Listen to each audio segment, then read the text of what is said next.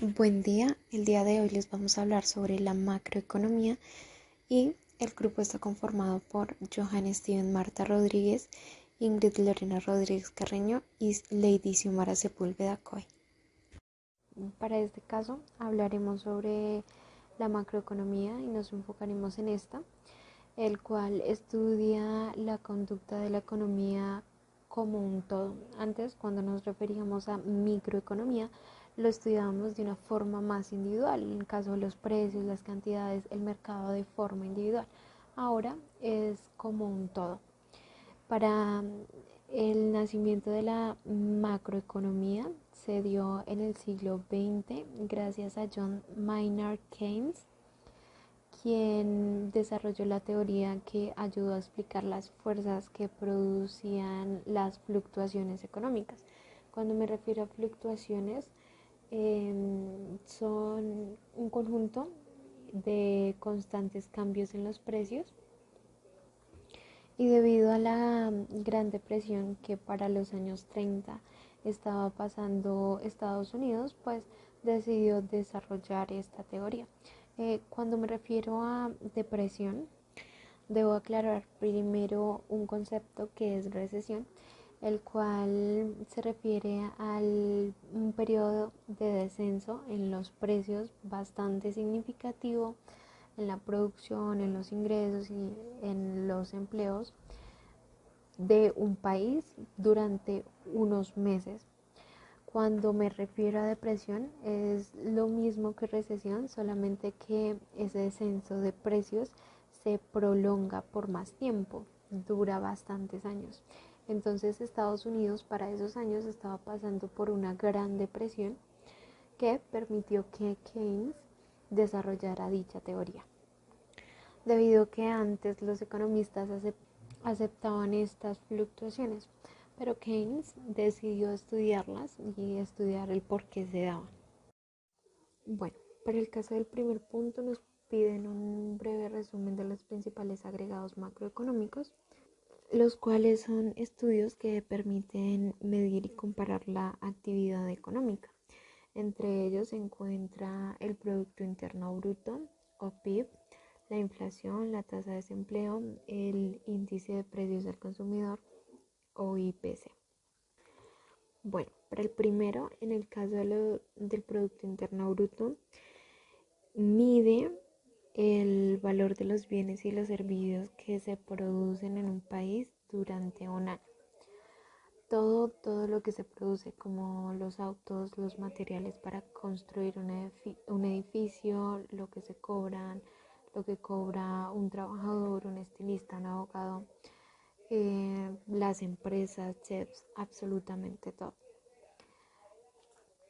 Este, a su vez, tiene dos subíndices, el cual son el PIB nominal y el PIB real. Para el caso del PIB real, estudia el cambio a nivel de producción. Si el PIB llega a subir, sucede por dos casos. Uno, por el cambio de los precios, que se refiere más al PIB nominal. Y dos, por la producción del país durante el año, que vendría siendo el PIB real. Entonces, cuando el PIB crece es porque todo en conjunto cobran más. Entonces hay un aumento de todo.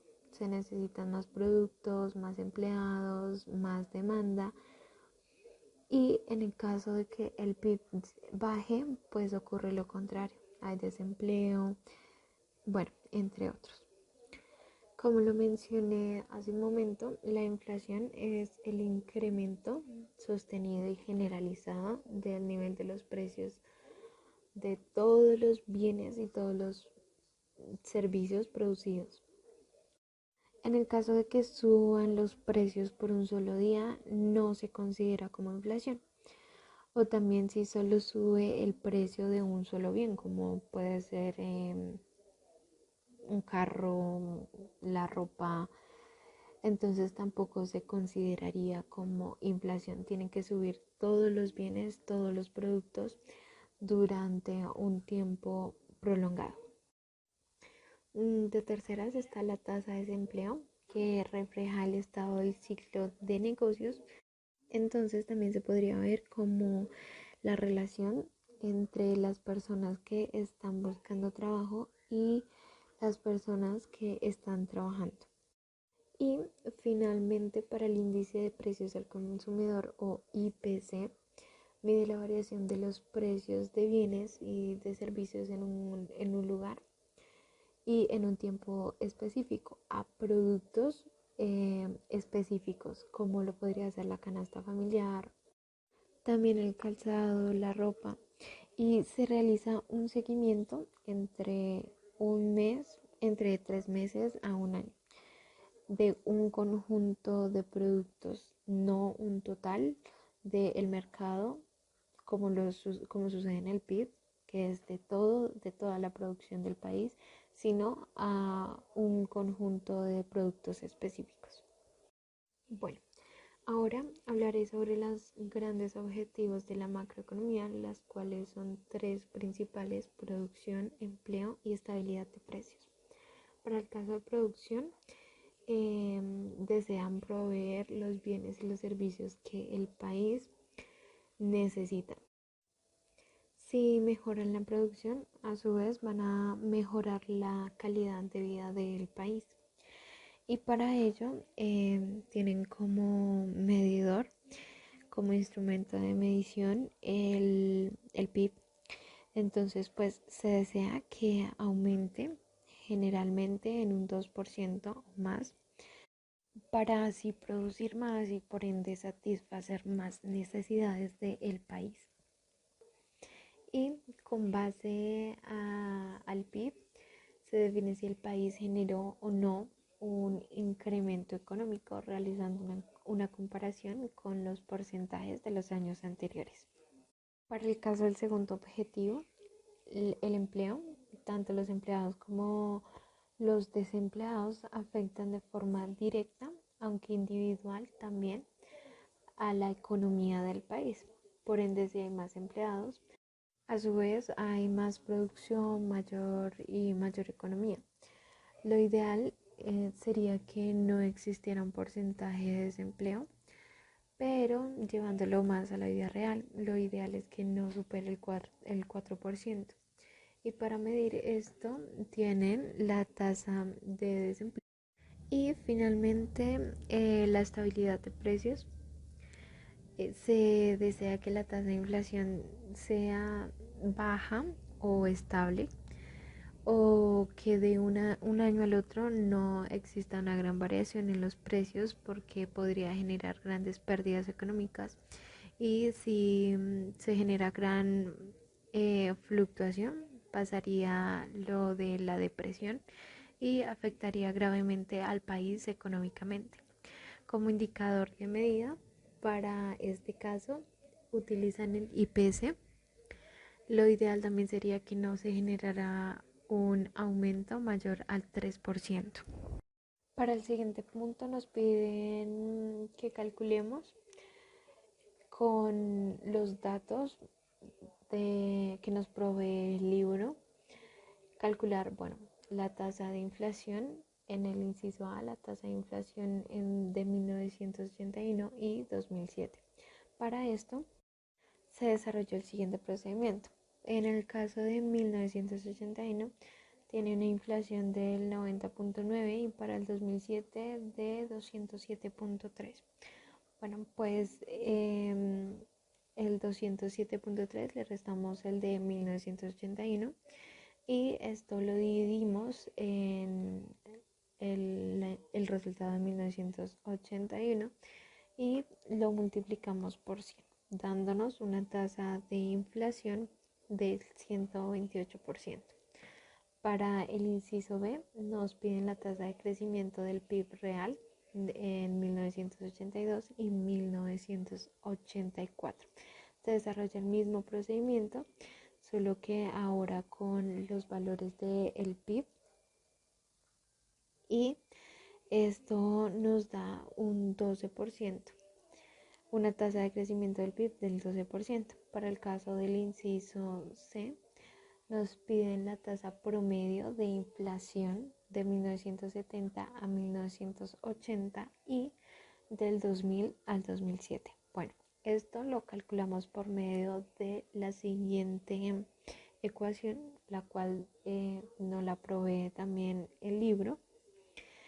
Y debemos tener en cuenta primero la inflación que tuvo en 1970, que fue de 38,8, y la de 1980, que fue de 82,4. Entonces, la de 1980 la dividimos en la de 1970 y esto lo elevamos a 1 sobre 10. 10 porque son los años de diferencia que hay del uno al otro. Le restamos 1 y este resultado lo multiplicamos por 100, dando una tasa promedio de inflación del 7,82%. Para el segundo caso, al 2007, se realizó exactamente el mismo procedimiento. Para el 2000 tiene una inflación de 172,2 y el 2007 de 207,3. Se desarrolla el mismo procedimiento, solo que ahora la diferencia de años es de 7, entonces se eleva a la 1 sobre 7, dando una tasa promedio de inflación del 2,6%. Y finalmente, para el caso del inciso C, nos piden la tasa promedio de crecimiento del PIB real de 1929 al 2008.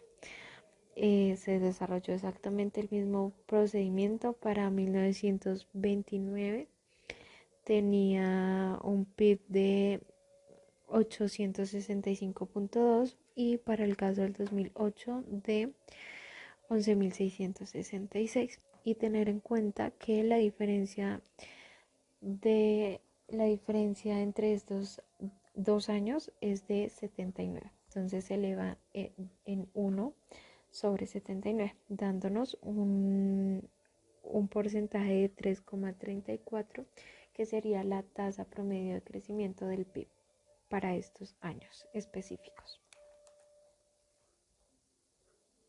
Buen día. Continuando con la realización del taller de economía, procedemos a realizar el punto 3 al punto 5 del taller de economía. Bueno, antes de empezar, empezaré dando una pequeña explicación de lo que es la oferta y la demanda agregada, ya que determinan unas grandes variables a la macroeconomía. Ok, empezaré con esta pequeña gráfica. En este diagrama se explicará. Es fundamental ya que pues muestran los elementos determinantes de la actividad económica global. En el lado izquierdo se hallan las primeras variables que determinan la oferta y la demanda agregadas.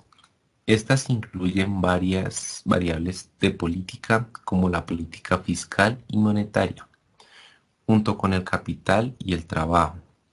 En el centro, la oferta y la demanda agregadas interactúan entre sí.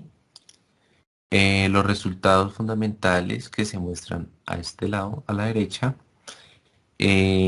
son los hexágonos, la cual está constituida por la producción, el empleo, el nivel de precios y el comercio exterior. Ok, ahora sí, continuando con el taller en el punto 3, pero antes de eso explicaré de cómo está constituida la gráfica. Entonces, la macroeconomía es el modelo de oferta y demanda agregada. Como podemos ver, en el eje vertical mide el nivel general de todos los precios de bienes y servicios. El eje horizontal mide el nivel del Producto Interno Bruto real. Y esta curva representa la oferta agregada de la economía, que también la podríamos ver como cuánta producción logra la economía para cada nivel de precios. Su pendiente es positiva, lo que significa que a mayores niveles de precio, mayor producción de las empresas. Mientras que esta curva eh, representa la demanda agregada. Tiene pendiente negativa y esta curva representa a todos en la economía. Hablemos de las empresas consumidores, como el gobierno o todas las pendientes negativas. Significa que cuando el nivel genera de los precios se reduce, los consumidores y las empresas incrementan su demanda de bienes y servicios. Y junto en este punto, en este, donde la curva de oferta y demanda agregada se cruzan. En el punto E tenemos un equilibrio macroeconómico.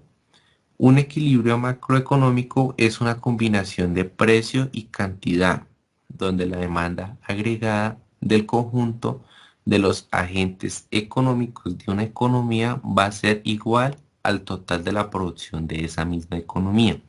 Esto significa que en una situación de equilibrio macroeconómico, el punto interno bruto real observada en una economía y el nivel general de los precios son tales que no existen incentivos para aumentar o bajar los precios. Ok, ahora sí, centrándonos en los puntos del taller, veremos el tercer punto, el cual nos preguntan cuál sería el efecto de cada uno de los siguientes eventos en la demanda agregada o en la oferta agregada.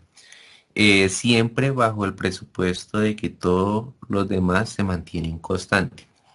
Acá el punto 3 y el punto 4 hacen referencia, ya que pues nos piden que lo analicemos mediante las gráficas. Ok, empezaremos con el A, ya que nos dicen un fuerte recorte en los impuestos personales y empresariales por medio de la demanda agregada. Concluimos de que su efecto sobre la demanda es que se expandirá porque los recortes de impuestos aumentarán aumentará la producción y las compras de los consumidores. Como podemos ver acá, aumenta la producción.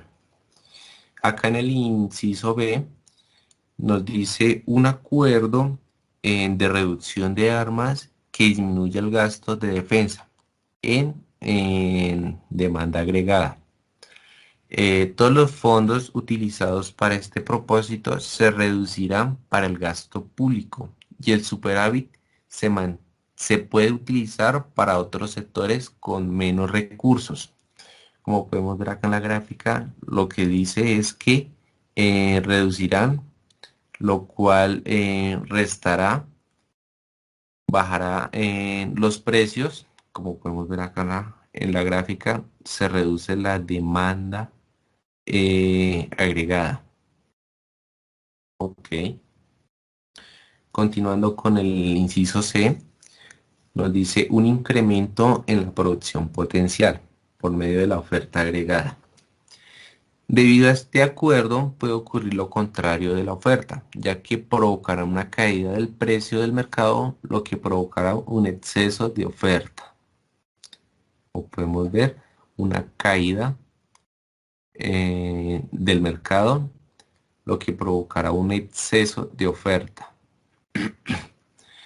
Continuando con el D, eh, un relajamiento en la política monetaria que reduzca las tasas de interés en la demanda agregada. En este será un gran incentivo para la tasa de interés de los consumidores, porque la gran mayoría de los consumidores se beneficiarán de un fácil acceso a los préstamos, lo que impulsará un rápido crecimiento económico.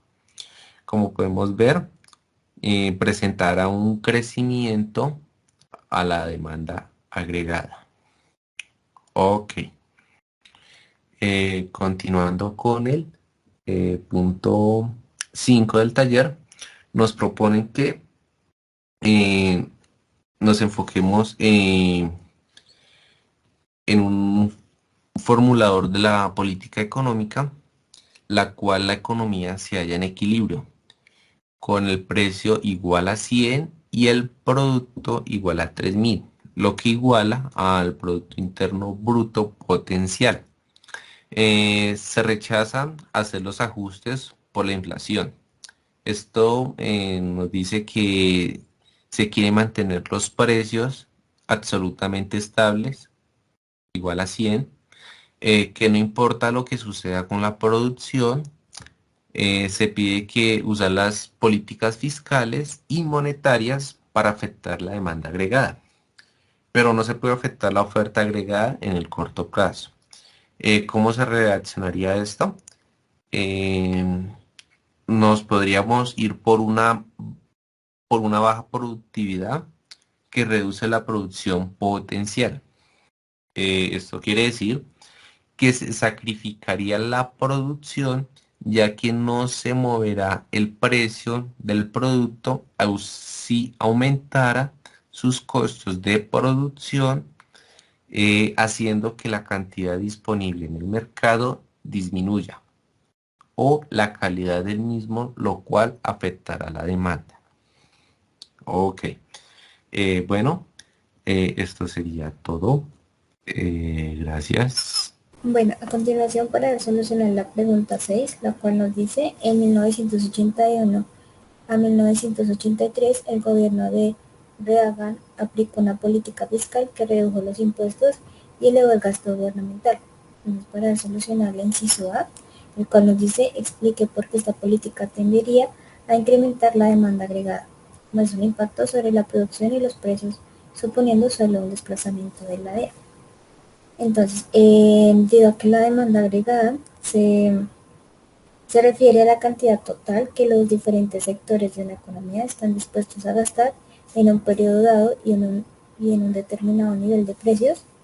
Dado esto, y al reducir los impuestos y aumentar el gasto gubernamental, la demanda agregada aumentará y por ende la inversión extranjera, creando así una disminución en el desempleo y además aumentará la producción y servicio, generando un crecimiento económico. Para la solución del inciso B del punto 6, tenemos que tener claro que la oferta agregada hace alusión a cuánto producción estaría dispuesta a fabricar y vender las empresas, dado los precios, costos y condiciones de mercado. Entonces, dado este término, podemos determinar que la oferta se ve afectada en los precios de los productos bajando la inflación, ya que al reducir los impuestos e inversión extranjera, el mercado es demasiado surtido de productos y servicios, por lo cual aumentará la competencia, generando esto una presión para el desarrollo de un equilibrio y este se desarrollará en la variación de precios. Entonces, a continuación, para la solución de la pregunta número 7, la cual nos dice el paquete económico de Clinton, según lo autorizó el Congreso de 1993, tuvo el efecto de ajustar la política fiscal al elevar los impuestos y reducir el gasto. Demuestra el efecto de esta política. Bueno, entonces para entender mejor este punto debemos saber que Clinton se vio obligado a implementar esta situación, ya que al heredar el gobierno, el país encontrará un enorme déficit fiscal heredado de anteriores administraciones.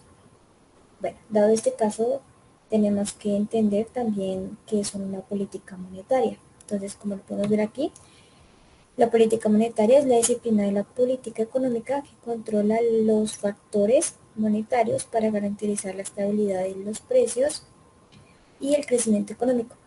Entonces, este ayuda a reducir el desempleo, a mejorar la balanza de pagos, a controlar la inflación y a conseguir crecimiento económico. Entonces, ahora sí, a continuación vamos a solucionar los subpuntos, que es el A, el cual nos dice en el supuesto de que no hubiera una política monetaria que lo compensara en sentido opuesto. Bueno, entonces para este caso, como se desea recuperar el dinero y mejorar la economía con el aumento de impuestos, para realizarlo en sentido opuesto, se realizará un aumento en la tasa de interés para originar créditos y así de esta forma poder recuperar y reducir el gasto sin tener que aumentar demasiado los impuestos. Ahora para el subpunto B, el cual nos dice en el supuesto de que la política monetaria neutralizara por completo el impacto sobre el PIB o Producto Interno Bruto y de que el menor déficit llevara a una mayor inversión y a mayor crecimiento de la producción potencial. Bueno, entonces, para este caso, entonces, se identificará un incremento en la demanda agregada para poseer una mayor inversión y mayor crecimiento de la producción potencial. Ahora para la solución del punto 8, el cual nos dice Estados Unidos sufrió un fuerte descenso económico a principios de los 80, considérese los datos sobre el PIB real y el nivel de precios de la tabla 19.2. Entonces, para los años 1981 a 1985, calcule la tasa de crecimiento del PIB real y la tasa de inflación. ¿Puede usted determinar en qué año hubo una fuerte desaceleración o descenso en los negocios? Bueno, para el cálculo de la tasa de crecimiento del PIB, tenemos esta fórmula, la cual nos dice que debemos multiplicar 100 por el PIB en un periodo base o un año base menos el PIB en un periodo anterior o referente sobre el PIB T menos 1, que pues como les dije ahorita es el periodo anterior o referente. Entonces aquí hacemos los cálculos. Entonces para el año de 1981 a 1982 nos da el porcentaje igual a menos 1,94%. Para este periodo de 1982 a 1983 nos da 4,52%, bueno, y así sucesivamente. Para el caso de la tasa de inflación en el año T, tenemos como fórmula multiplicar 100 por el nivel de precios para un periodo determinado o un periodo base menos el nivel de precio del año para un periodo anterior o referente sobre pues este mismo. Entonces aquí hacemos los cálculos para los periodos de tiempo y nos da que para el año de 1981 a 1982 tenemos un porcentaje de 6,1% y así sucesivamente. Bueno, para solucionar la pregunta, a ver si podemos determinar en qué año hubo un fuerte desaceleración o descenso en los negocios. Entonces, en base a los cálculos, podemos observar que para los años de 1981 a 1982 hubo un aumento de precios y un fuerte desaceleración en los negocios, debido a que entre estos años la tasa de crecimiento del PIB real fue de menos 1,94% y una tasa de inflación de 6,1%. Entonces, correspondiendo esta última a la más alta en base a los demás periodos.